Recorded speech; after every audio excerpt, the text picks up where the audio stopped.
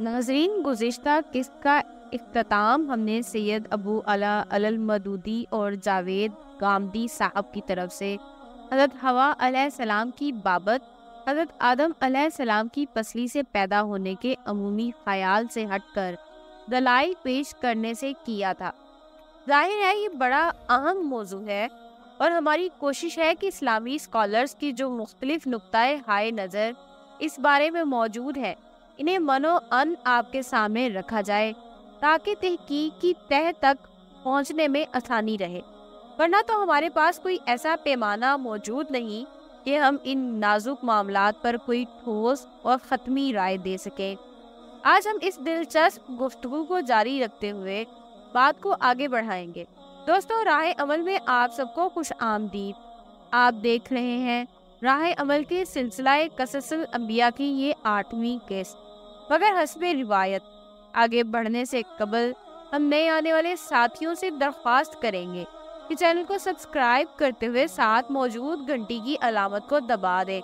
ناظرین گرامی، ام البشر حضرت حوا علیہ السلام کے حضرت آدم علیہ السلام کی پسلی سے پیدائش کے متعلق دیگر مصاحب کی کتب میں درج حوالوں اور اسی تناظر میں 1-2 آیت قرآنی کے علاوہ اس ضمن میں بیان کی جانے والی احادیث کا نچوڑ پیش کرتے ہوئے جناب جاوید غامدی کہتے ہیں کہ اس واقعے یعنی حضور نبی کریم صلی اللہ علیہ وآلہ وسلم کی جب رشاد گرامی کی راوی صرف ایک صحابی حضرت ابو ہریرہ ہے، ان کے علاوہ کسی دوسرے صحابی سے یہ روایت بیان نہیں ہوئی۔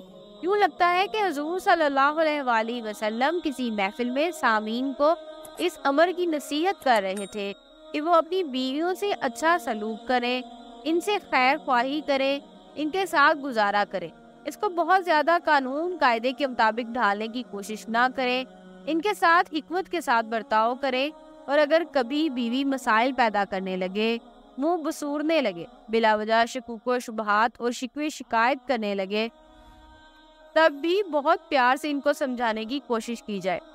چنانچہ اس ضمن میں حضور صلی اللہ علیہ وسلم نے بیوی کی نفسیات کو پسلی سے تشبیہ دی کہ اگر پسلی کو بالکل سیدھا کرنے کی کوشش کی جائے، یعنی اس کے ساتھ خالصتاً قاعدے قانون والا برتاؤ کیا جائے اور اسے 100% تابع رکھنے کی کوشش کی جائے تو وہ ٹوٹ جائے گی، یعنی میاں بیوی کے درمیان طلاق واقع ہو جائے گی۔ ظاہر ہے کسی خاص موقع پر لوگوں کو سمجھانے کے لیے بڑی خوبصورت مثال ہے۔ ایسی مثالیں قرآن و حدیث میں جگہ جگہ آئی ہیں اور ان سے مراد ہمیشہ ان کے با محاورہ ادبی معنی ہی ہوتے ہیں۔ اس ضمن میں ایک بات کو مختلف راویوں نے مختلف طریقوں سے بیان کیا ہے، وہ پسلی سے پیدا ہوئی ہیں یا عورت پسلی سے پیدا کی گئی ہیں، یا عورتیں پسلی سے بنی ہیں یا عورتیں پسلی کی مانند ہیں۔ اس آخری روایت میں جو صحیح مسلم کتاب الرضا میں بیان ہوئی ہے، یہ بات یوں کہی ہے کہ اس نے بات بالکل واضح کر دی ہے۔ لگتا ہے کہ اصل الفاظ یہی تھے، باقی راوی اپنے فہم اور ذوق کی بنا پر الگ پیرائے اختیار کیے۔ ویسے اگر باقی فکروں کو بھی اگر غور سے دیکھا جائے تو صاف معلوم ہوتا ہے کہ بات بطور مثال کہی جا رہی ہے، کیونکہ ان میں سے کسی روایت میں بھی پہلی ہاتھوں یعنی حضرت حوا کا ذکر نہیں، اس میں المارا یعنی عورت اور عورتوں کی پوری صنف کا بیان ہے، اور یہ حقیقت ہر کس و ناقص پر واضح ہے کہ عورتیں پسلی سے نہیں بلکہ مردوں کی طرح تخلیق کے تمام مراحل سے گزرتی ہیں۔ بس درجہ بالا بحث سے یہ بات ثابت ہوتی ہے کہ عیسائیت اور یہودیت کے برعکس اسلام میں اس بات کا کوئی تصور نہیں ہے کہ عورت مرد کی پسلی سے پیدا ہو کر روز اول سے ہی اس کی تابع زیر نگی اور زیر دست ہے۔ ترک عالم دین جناب فتح اللہ گولن اس بارے میں اظہار خیال کرتے ہوئے خامہ فرازہ ہیں کہ حضرت آدم حضرت حوا کی پیدائش کے موضوع سے متعلق اور بھی سوالات ذہنوں میں جنم لیتے ہیں۔ مثلاً حوا کو حضرت آدم کی سب سے چھوٹی پسلی سے کیوں پیدا کیا گیا، پھر پسلی کا ہی انتخاب کیوں ہوا، نیز انہیں حضرت آدم سے ہی کیوں پیدا کیا گیا۔ تاہم سب سے پہلے میں آپ کی توجہ ایک اہم پہلو کی طرف مبذول کرانا مناسب خیال کرتی ہوں، وہ یہ کہ انسان کے اللہ کی مخلوق ہونے پر اس کثرت سے مضبوط دلائل موجود ہے کہ انہیں رد کرنا ممکن نہیں۔ فلاسفہ، مفکرین اور علماء کرام میں جس نے بھی ان دلائل کا سہارا لیا ہے وہ سلامتی کے ساحل پر جا پہنچا۔ حضرت حوا کی پیدائش پسلی سے ہونے کا تذکرہ صحیح بخاری، صحیح مسلم اور مسند احمد بن حنبل کی روایت میں موجود ہے۔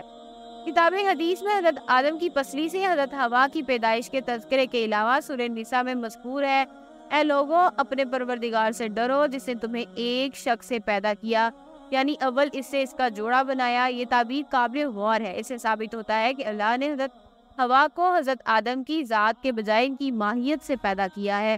یہ بہت باریک نکتہ ہے۔ اس اعتبار سے اس کی ذات اور نفس ایک ہی چیز کے دو نام ہے۔ ان کا جسم ان سے مختلف اور دوسری چیز ہے۔ قرآن کریم حضرت حوا کی تخلیق کے موضوع پر گفتگو کرتے ہوئے کہتا ہے کہ ان کی تخلیق آدم کے نفس سے ہوئی ہے، تاکہ آدم سے، چونکہ اس سلسلے میں وارد احادیث تواتر سے ثابت نہیں بلکہ اخبار و احاد ہے، ضروری ہے کہ ان کے مفہوم کا تعین قرآنی آیات کی روشنی میں کیا جائے۔ آیات و احادیث کی تشریح و تصحیح کے سلسلے میں یہ ایک اہم اصول ہے، چونکہ زہر بحث آیت مبارکہ متواتر بھی ہے اور اللہ تعالیٰ کا کلام بھی ہے، اس لیے حدیث نبوی کے مبہم پہلوؤں کی آیت مبارکہ کی طرف رجوع کرنا ضروری ہے۔ نیز اس حدیث کے سیاق و سباق اور پس منظر سے واقفیت بھی ناگزیر ہے۔ ارشاد نبوی ہے: جو شخص یوم آخرت پر ایمان رکھتا ہے وہ اپنے پڑوسی کو ایذا نہ پہنچائے۔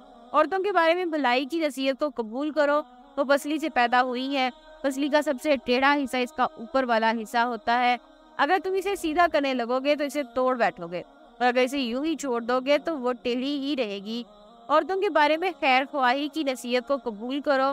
اس سے معلوم ہوتا ہے کہ اس حدیث کا مقصد عورتوں کی تربیت اور گھر کے نظم و نسق کے بارے میں بتانا ہے، لہذا اگر آپ جلدی میں عورت کی اصلاح کی کوشش کریں گے تو آپ اسے توڑ بیٹھیں گے، اور اگر آپ نے اس کی اصلاح کو نظر انداز کر دیا تو وہ ٹیڑھی ہی رہے گی۔ اس بات کی وضاحت کرتے ہوئے آپ نے ایک بہت اہم پہلو کی طرف توجہ دلائی ہے، وہ یہ کہ عورتوں میں مردوں کی بنسبت کج روی کی پیدا ہونے کے زیادہ امکانات ہوتے ہیں۔ نیز نازک مزاج ہونے کی وجہ سے اس میں شکستگی کا امکان بھی بہت زیادہ ہوتا ہے۔ در حقیقت حدیث شریف کا اصل مقصد حضرت آدم کی پسلی سے حضرت حوا کی تخلیق کی وضاحت کرنا نہیں ہے، بلکہ اس طرف اشارہ کرنا ہے کہ اگر عورت کو اپنے حال پر چھوڑ دیا جائے تو اس میں کج روی باقی رہتی ہے، اگر اسے جلد بازی میں سیدھا کرنے کی کوشش کی جائے تو اس کا نتیجہ شکستگی کی صورت میں نکلتا ہے۔ مفہوم کی اس تعبیر میں حکمت پوشیدہ ہے، لہٰذا چونکہ رسول اللہ صلی اللہ علیہ وسلم نے اس موضوع پر کوئی واضح موقف اختیار نہیں فرمایا، اس لیے اس تعبیر کی مختلف توجیہات ہو سکتی ہیں۔ ذخیرہ احادیث میں اس کی اور بھی بہت سی مثالیں ملتی ہیں۔ مثلاً ارشاد نبی ہے: اونٹوں کے باڑے میں نماز مت پڑھو کیونکہ وہ شیاطین میں سے ہے۔ جب رسول اللہ نے انسانوں کی طرح جانوروں کے لیے بھی شیاطین کا ہونا بتاتے ہیں تو اسے رسول اللہ کا مقصود یہ ہوتا ہے کہ جانور بعض اوقات شیطانی کام کرتے ہیں، یعنی ہمیں شیطانی تصرف سے آگاہ کرنا مقصود ہوتا ہے۔ جب ہم کسی بے حس اور موٹی عقل کے انسان کے بارے میں یہ کہتے ہیں کہ سست لکڑی کا بنا ہوا ہے تو ہمارا مقصود یہ بتانا نہیں ہوتا کہ وہ واقعی لکڑی کا بنا ہوا ہے، بلکہ ہم بجاز اس کی بے حسی، شعور کی کمی اور جذبات کی پامردگی کا اظہار کرنا چاہتے ہیں۔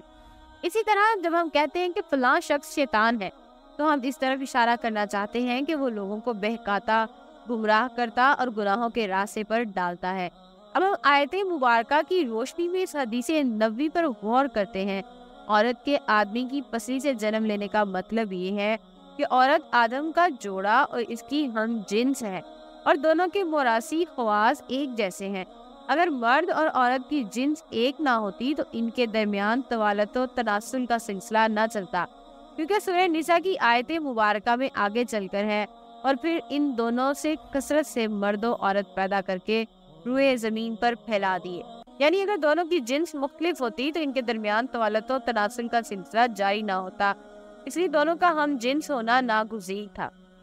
حدیث میں مذکورہ لفظ ضلع میں کج روی کی بنسبت کج روی کی طرف میلان اور سہولت سے کج روی کے پیدا ہونے کا مفہوم زیادہ پایا جاتا ہے۔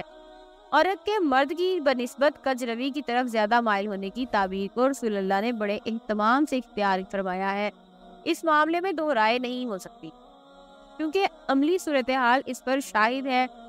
غافل اور گمراہ لوگ دوسروں کو بہکانے کے لیے عورتوں کو آلہ کار کے طور پر استعمال کرتے ہیں۔ 20ویں صدی میں تو عورتوں کو اس قدر استعمال کیا گیا ہے کہ پہلے کبھی بھی اسے اس قدر استعمال نہیں کیا گیا۔ اشتہارات کو مؤثر بنانے کے لیے اکثر اشتہارات میں عورت کا استعمال اور اسے اعلیٰ کار بنانا حدیث شریف میں وارد عورتوں کی ذوق کی ہی وجہ سے ہے، اور اس کی دلیل بھی ہے۔ بھلا گاڑیوں کے ماڈلوں، باتھ ٹب اور حمام کے سامان، کٹے ہوئے گوشت اور خام برگر کی تشہیر میں عورت کی تصویروں کے استعمال کا کیا جواز پیش کیا جا سکتا ہے؟ اور ان اشیاء کے درمیان آخر کیا تعلق ہے؟ رسول اللہ نے ہمیں بتایا ہے کہ عورت مرد کی سب سے ٹیڑھے حصے سے پیدا ہوئی ہے۔ عورت کا دور حاضر میں گمراہ لوگوں کے ہاتھوں میں اعلی کار بننا اس بات کی تائید ہے، اور نوح انسانی کی سب سے زیادہ ٹیڑھے پہلو کی علامت بن چکی ہے۔ بلا شبہ اس بات کی وضاحت کے لیے اس سے بہت تعبیر اختیار نہیں کی جا سکتی۔ دوستو، آج کی اس بحث کا اختتام یہیں پر کرتے ہیں۔ امید ہے بات بہت حد تک آپ سمجھ چکے ہوں گے۔ دوستو، یہ تمام معلومات ہم قصص الانبیاء سے لے کر آپ تک پہنچا رہے ہیں۔ اگر آپ کو کسی چیز کی سمجھ نہ آئے تو ہمیں کمنٹ باکس میں پوچھ لیجیے گا، جائے اس کی کہ آپ کسی غلط راستے کی طرف مائل ہو جائیں۔ دیگر پہلوؤں پر آئندہ کی ویڈیو میں ڈسکس کریں گے۔ مزید احوال جاننے کے لیے ہماری آنے والی ویڈیو کا انتظار کیجیے۔ اس دلچسپ سلسلے سے لمحہ بہ لمحہ آگاہ رہنے کے لیے ہمارے اس چینل کو سبسکرائب کرتے ہوئے بیل آئیکن کو ضرور دبا دیجیے، تاکہ ہماری آنے والی ویڈیوز بھی اسی تسلسل سے آپ تک پہنچتی رہے۔ ہماری آنے والی اگلی ویڈیو تک اپنا اور اپنے پیاروں کا ڈھیر سارا خیال رکھیے۔ اللہ نگہبان۔